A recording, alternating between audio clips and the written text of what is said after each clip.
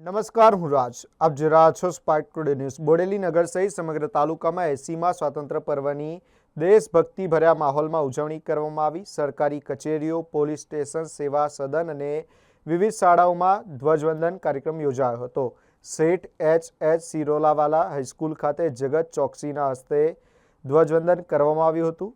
તેમણે દેશ માટે આપણે શું કરી શકીએ તે અંગે વિચારવાની અપીલ કરી હતી. બોડેલી નગરપાલિકા ખાતે પ્રમુખ ઉમેશભાઈ રાઠવાએ ધ્વજવંદન કરી નગરજનોને સ્વચ્છતા જાળવવા અપીલ કરી હતી. વિવિધ શાળાઓમાં વિદ્યાર્થીઓએ દેશભક્તિ કાર્યક્રમો રજૂ કર્યા હતા. સમગ્ર બોડેલી તાલુકો તિરંગાની આન બાન અને શાન સાથે દેશભક્તિના રંગે રંગાયો હતો.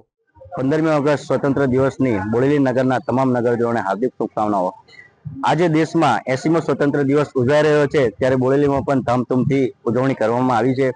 બોડેલીના નગરજનોને આજના આ તબક્કે એક નમ્ર અપીલ છે કે આપણે બોડેલીના વિકાસના કામોમાં સૌના સાથ સહકાર મળી રહે, તેમજ સ્વચ્છતાને આપણે વધારે ધ્યાનમાં રાખીને કચરો ગમે ત્યાં ફેંકશો નહીં, તેમજ પાલિકા દ્વારા જે પણ ડોર ટુ ડોરનું વ્હીકલ ફેરવવામાં આવે છે